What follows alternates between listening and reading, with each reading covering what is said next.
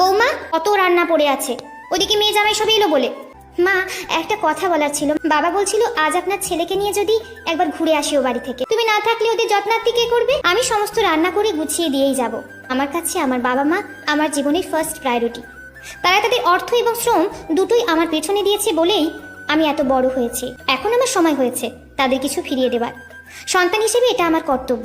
আর এবাড়ির বউ হিসেবে যে কর্তব্যগুলো আছে সেগুলো, ওই তো একটা ছোট্ট স্কুলে বাচ্চাদের পড়াও। আমার ছেলের অগাধ টাকা দেখে গলায় ঝুলে পড়েছো। অনি, বাবা তুই আমাকে বৃদ্ধাশ্রমে রেখে আয়। কি? তুমি মাকে কি বলেছো রাত্রি? ক্ষমা চাও, এক্ষুনি আমার মায়ের কাছে ক্ষমা চাও। তোমার জন্য আজ আমার মায়ের চোখে জল এসেছে। আমি কোনো ভুল করিনি, তাই সরিও বলবো না। বাড়ি থেকে বেরিয়ে যাওয়ার কথা যখন উঠেছে তখন আমি বেরিয়ে যাচ্ছি। আপনি কেন যাবেন? এই বিনা মাইনের কাজের মেয়েকে যদি দরকার হয় ডেকে পাঠিও।